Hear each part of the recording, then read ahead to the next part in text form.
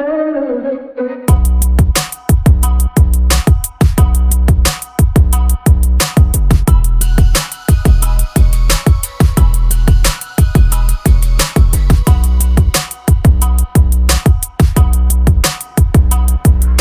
Everyone, कैसे हैं आप लोग। आई होप आप सब लोग बहुत अच्छे होंगे। सो गाइस, ये व्लॉग है ट्यूसडे का। उस दिन ना अम्बेडकर जयंती थी और नन्नू सिद्धि की छुट्टी थी। तो आज मैंने ना सुबह से सोच लिया था कि मुझे ना 1 घंटे तो नन्नू को देने हैं। वैसे संडे के दिन मैं लेट उठती हूँ, लेकिन आज मैं उठ गई थी 7:30 बजे। संडे के हिसाब से बहुत जल्दी टाइम था। सबसे पहले मैंने नन्नू को 1 घंटे पढ़ाया, उसका साइंस का रिवीजन कराया।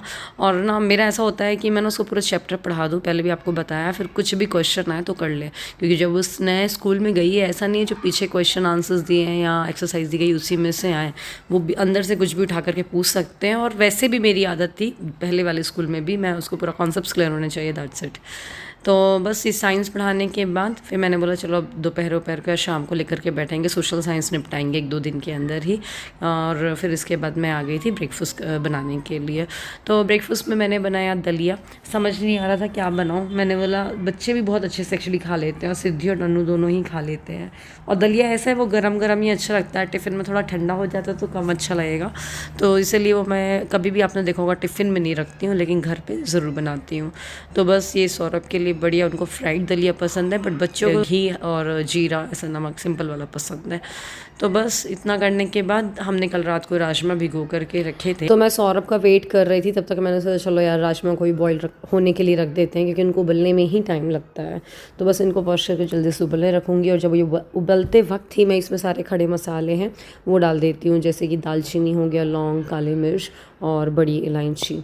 बस इतना करने के बाद फिर जब हम प्याज और टमाटर की ग्रेवी बनाएंगे ना, तो उसमें तेज़पत्ता डाल देंगे। अच्छा, आप में से ना बहुत लोग पूछते रहते हैं कि आपका कुकर कौन सा, तो मैं आज दिखा देती हूँ। देखिए, ये हॉकिंस का है और ये वाला जो कुकर है ये 1.5 लीटर का है, बट ढक्कन मैं 1 लीटर वाला लगा रही हूँ, क्योंकि हमारे पास 1 और 1.5 दोनों लीटर के हैं। लेकिन इनके जो ढक्कन है ना वो सेम है, मतलब दोनों में ही फिट हो जाते हैं। और ये मैंने ऑनलाइन ही मंगाया था, मैं इसको टैग कर दूँगी। और नीचे से फ्लैट बेस के हैं, ताकि आप मतलब इंडक्शन में भी यूज़ कर सकते हो।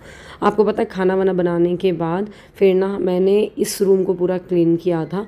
और इसको मैंने पूरा, देखोगे ना कारपेट वगैरह पूरी क्लीन दिख रही है। एक्चुअली कर चुकी हूँ मैं क्लीनिंग पूरा। इसमें मैंने वैक्यूम क्लीनर चलाया था, बहुत टाइम लग गया था। और बस रह गया था क्या, तो ये मिरर क्लीन करना। तो मैंने बोला चलो जल्दी से थोड़ा सा व्लॉग बना लेती हूँ, जिससे पता चल जाए। वरना ना बहुत दिन बाद आई हूँ, तो जो आपको सामने दिख रहे हैं ना भगवान द्वारिकाधीश जी, उन पर भी डस्ट लग गई थी। जो ये हैंगर लगे हुए इन पर भी डस्ट लग गई थी। बस इसके बाद मैं ना करके थोड़ा थक गई थी, तो मैंने बोला चलो थोड़ी सी चाय पी लूँ। तो मैं अपने लिए, मम्मी के लिए चाय बना रही हूँ। इसके बाद हो गया करीब 3, साढ़े 3, नहीं 3 तो नहीं, मतलब 2:30-3 बज रहे थे। तो सौरभ सबसे लेट खाना खाते हैं हमारे यहाँ पे। और बच्चों ने भी ऐसे चुटुर पुटुर और ये सब खाते पीते रह गए थे, तो वो भी खाना नहीं खाए थे। तो अभी मैं तीनों को लगा करके दे रही हूँ खाना। तो सबसे पहले मैंने सोचा चलो सलाद काट देते हैं। और ये ककड़ी तो इतनी पसंद है ना सिद्धि को, तो फ्रिज से उठा करके लेके जाती है। और ये पतली वाली ककड़ी पता नहीं यार कुछ दिन तक की दिखेगी, फिर अचानक दिखेगी ही नहीं। सिद्धि बोल रही थी तो खीरा का ना बेबी है। मैंने बोला हाँ एक्चुअली ये खीरा का बेबी है। तो बस इसको जल्दी से काट दिया मैंने, और फिर साथ में गाजर काट करके इन लोग के प्लेट में रख दिया। राजमा और रोटी और चावल बहुत अच्छे से खा लेते हैं। सिद्धि ने थोड़ा सा आनाकानी करी, बट फिर उसने बाद में खा लिया था। तो बस, और बाकी सबका खाना हो चुका था। नन्नू तो फिर भी सही से खा लेती है राजमा, लेकिन सिद्धि का मुझे पता था, वो थोड़ा सा इसको मैंने रखा था कि पता है कहीं फेंक ना दे। सो बस आप लोग बताइएगा आप लोगों ने क्या बनाया था जिस दिन अम्बेडकर जयंती थी, क्योंकि उस दिन सबकी बच्चों की छुट्टी रही होगी। तो छुट्टी वाले दिन होता है ना कि चलो कुछ ऐसा बना लेते हैं तो झटपट बन जाए, जैसे दाल बाटी वगैरह सोचते हैं ना उस दिन जल्दी बन जाती है, या कुछ ऐसा लगता है चलो स्पेशल बना लेते हैं करके।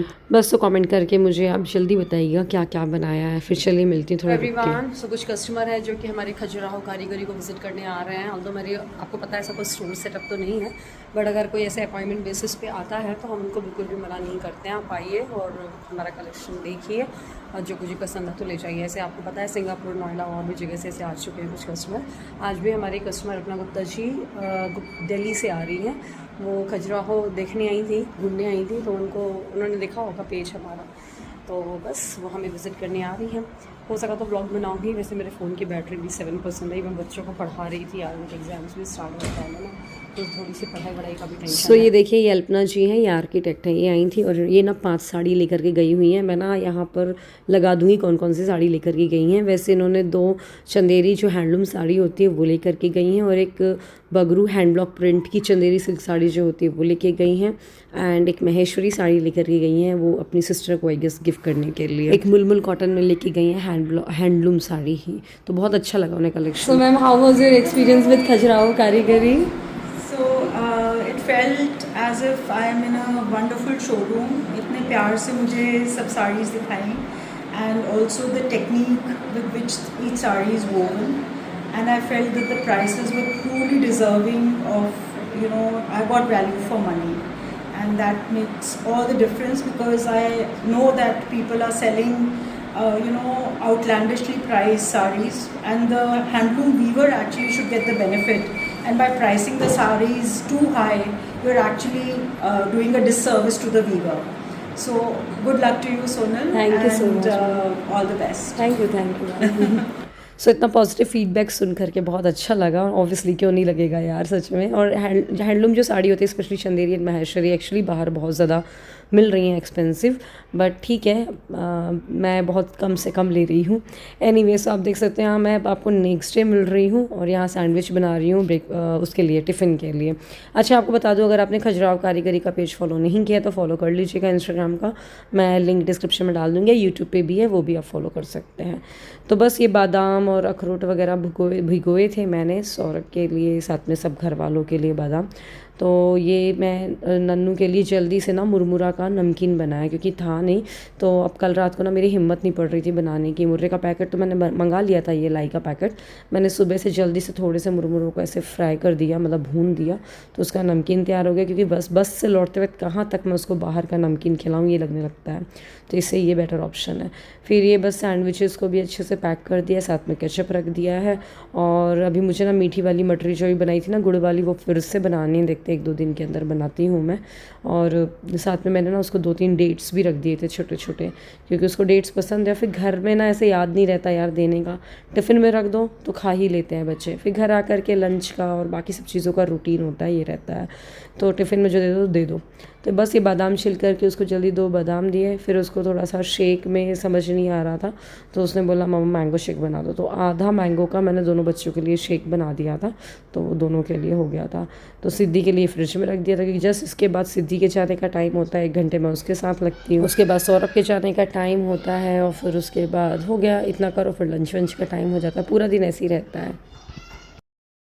हे एवरीवन, आप में से ना काफ़ी लोग पूछते हैं, मैंने सोचा आज इसका आंसर कर ही देती हूँ, कि हम लोग नन्नू और सिद्धि के लिए कौन से products, specially skin care products use करते हैं। तो मैं बता देती हूँ, प्रोडक्ट्स को मैं टैग भी कर दूँगी, तो आप जा करके चेकआउट कर सकते हैं, ठीक है।